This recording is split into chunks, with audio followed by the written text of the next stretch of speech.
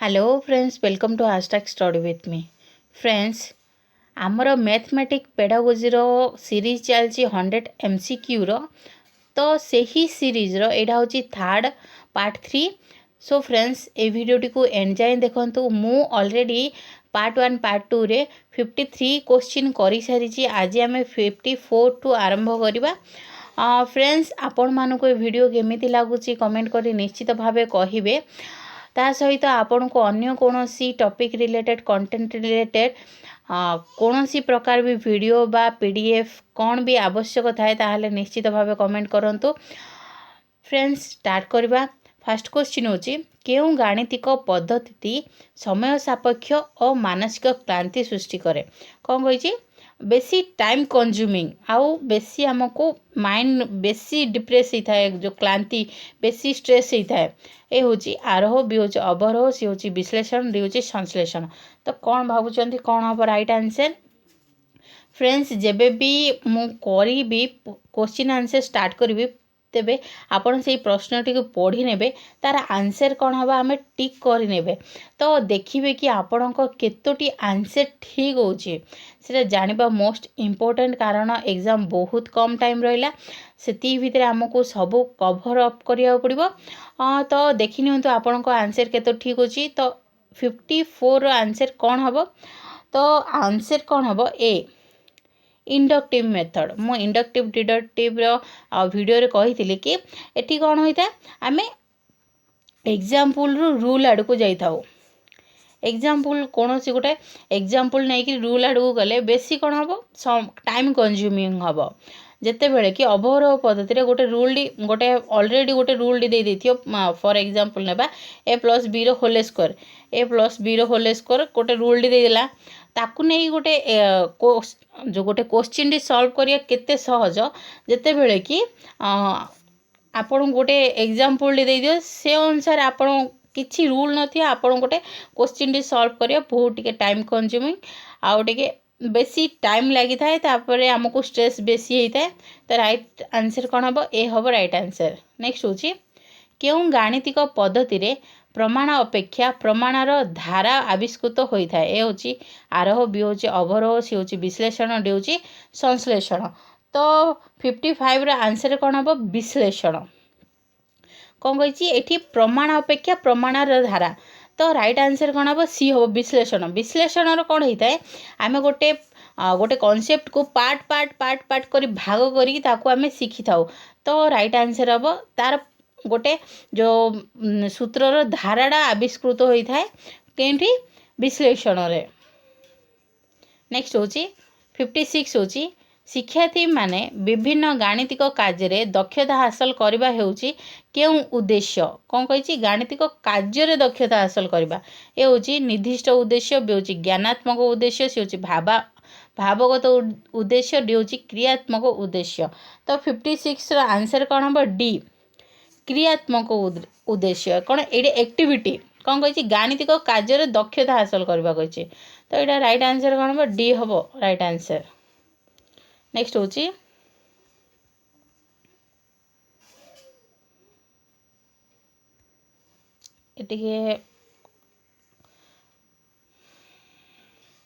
टे झालझालिया है देखीदे।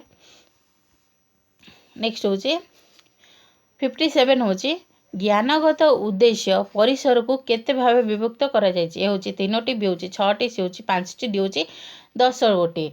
तो 57 आंसर कौन हम बी 6 गोटी स्तर में विभक्त करा जायछि।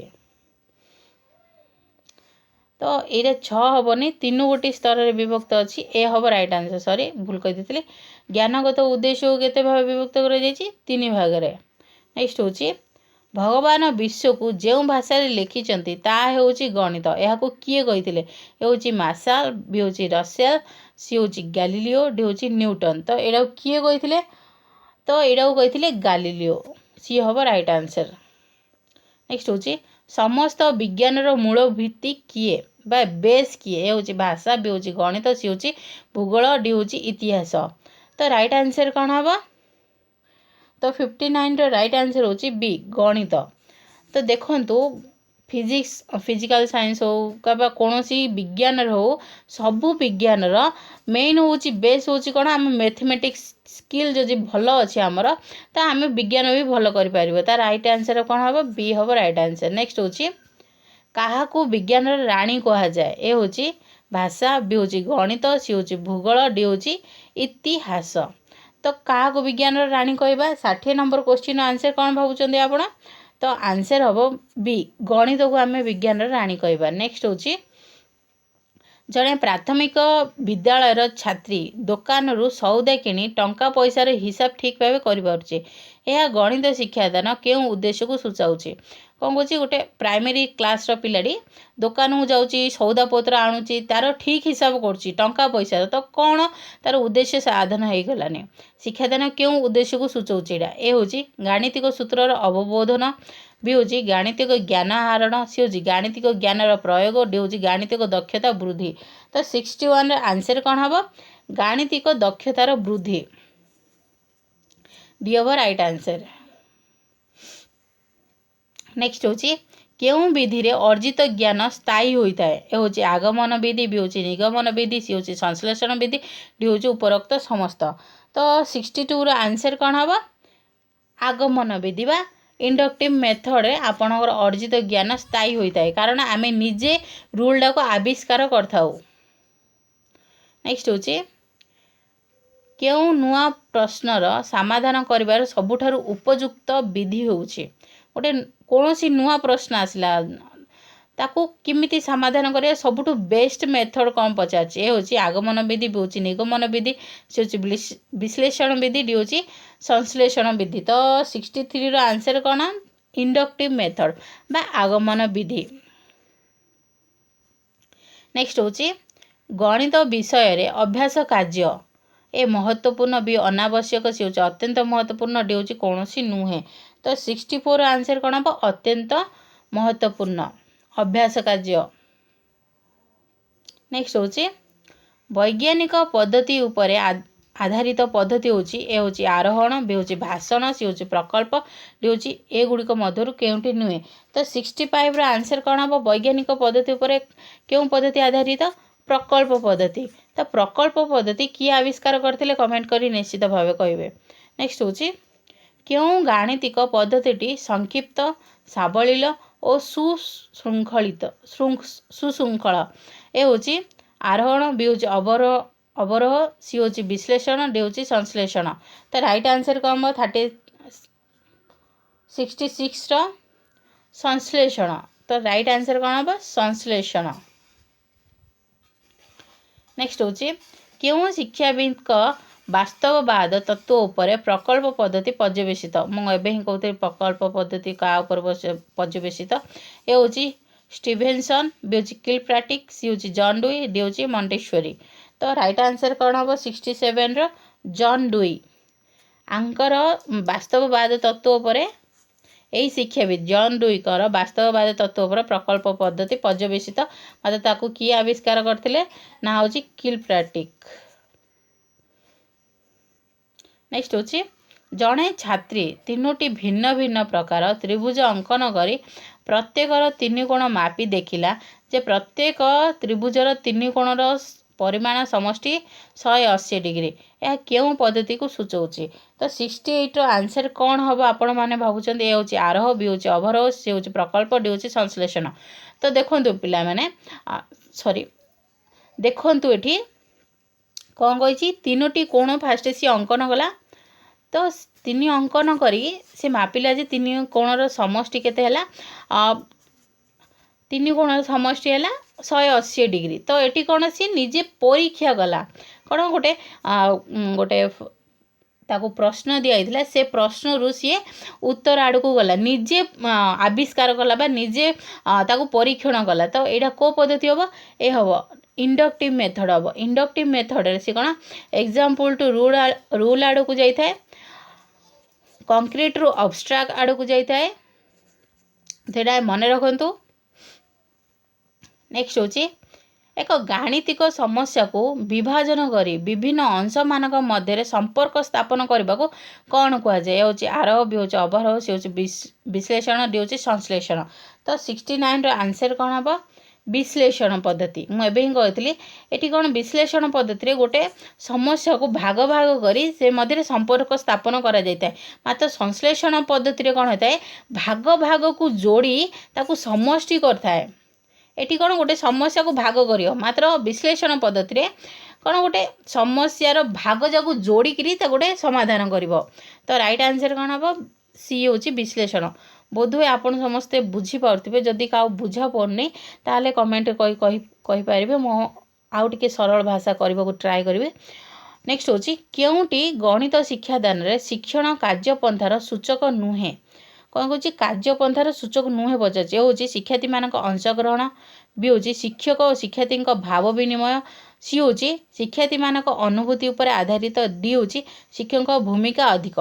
तो कौन कही शिक्षादान रे शिक्षण कार्यपंथार गोटे सूचक नुहे पचार 70 आंसर कौन हम शिक्षकों भूमिका अधिक। जेबे भी जानते शिक्षकों भूमिका जदि अधिक हो जाए सेते बेले कौन शिक्षार्थी माने बेसी पेसिव हो जाती माने से माने निष्क्रिय हो जाती ताकि उचित नुहे कौन सी शिक्षादान प्रणाली रे जेबे भी देखुथिबे पिला माने एक्टिव थिबे से माने कथबार्ता होते क्वेश्चन करते विभिन्न एक्टिविटी रे से माने इन्वॉल्व होथिबा अंशग्रहण करते से माने टीचर सहित कथबार्ता भाव विनिमय करथिबे ताको अनुभूति शेयर करथिबा अनुभूति एक्सपेरिमेंट करथि सेते बेले जानबे कि गोटे शिक्षण कार्य चलची। तो राइट आंसर कौन हम शिक्षकों भूमिका अधिक डी हम राइट आंसर। नेक्स्ट हूँ 71 प्रश्न होती शिक्षक पिला मानक प्रश्न पचारिबा समय रे ए हूँ शिक्षार्थी ग्रहण में छिड़ा बी हूँ बड़ पाटे कथा डी हूँ सी हूँ विभिन्न प्रश्न नियम अनुसरण करेंगे डी हूँ उपरोक्त समस्त। तो 71 आंसर कौन हम तो राइट आंसर कौन हम डी उपरोक्त समस्त। शिक्षक पिला मानक प्रश्न पचार समय यही सबुजा इनवल्व हम से पिला मानक गहण रे जे माने पिला माने तांको सहित इंटराक्ट करें बड़ पाटे कहवा दरकार कारण समस्त को स्पष्ट भाव में शुणा जा दरकार लिपसिंग तांकर ठीक है दरकार कारण जदि कौन सी पिला श्रवण दोष थे लिपसिंग द्वारा जानीपारे कि टीचर कौन कहते लास्ट बेंच पिला मानकु मध्य शुणा जा दरकार से बड़ पाटी आवश्यक शिक्षकों विभिन्न प्रकार नियम अनुसरण करेंगे कि किमिति फीडबैक देबे किमिति से मानकु इंटराक्ट करि परिबे किमिति भलो क्वेश्चन पचारिबे सबु नियम अनुसरण करेंगे। तो राइट आंसर कौन हम डी हम राइट आंसर। नेक्स्ट हूँ 72 क्वेश्चन हूँ मूल्यांकन हूँ एक कार्यर डेस परिमापन ए हूँ गुणात्मक बी हूँ परिमाणात्मक सी हूँ उभय ए बी डी हूँ एगुड़िक मध्य केउंटी नुह। तो इवाल्यूएशन कौन गोटे क्वालिटेटिव ना क्वांटिटेटिव ना बोथ ना कौन सी नुहे। तो राइट आंसर कौन हम बोथ क्वालिटेटिव एंड क्वांटिटेटिव माने गुणात्मक और परिमाणात्मक। तो सी हम राइट आंसर। नेक्स्ट हूँ प्रारंभिक प्रश्न गुड़िक पचारा जाए पाठ पढ़ार डेस ए हूँ आरंभ बी हूँ मध्य भाग सी हूँ शेष डी हूँ प्रति स्तर रे। तो 73 आंसर कौन हम प्रारंभिक प्रश्न आम के पचार आरंभ कौन सी टीचिंग आरंभ पढ़ेबा ता द्वारा कौन प्रीवियस ईयर कॉन्सेप्ट सहित आम एबर कॉन्सेप्ट को मिसई पारिबा से मानकर केते ज्ञान अच्छी से कॉन्सेप्ट उपरे बा से पाठ उपरे तांकर पूर्व ज्ञान को आम परीक्षा करि पारिबा ता द्वारा हम सहजरे से मानक एबिलिटी से मानक टैलेंट बा से मानक ज्ञान को नॉलेज को आम परीक्षा करी से अनुसार आमर आगु को बढ़िबा ता द्वारा आम पूर्व कॉन्सेप्ट आउ एबर कॉन्सेप्ट को मिसई पारिबा से माने सहजरे बुझी पारिबे सेति पय आम प्रारंभिक प्रश्न को आरंभ रे पचार था। तो राइट आंसर कौन हम ए हम राइट आंसर। नेक्स्ट हूँ 74 प्रश्न हूँ तुलनात्मक प्रश्न गुड़िक पचारा जाए पाठ पढ़ार डेस ए हूँ आरंभ बी हूँ शेष सी हूँ मध्य भाग डी हूँ जेकोसी समय रे। तो 74 आंसर कौन हम डी शेष रे।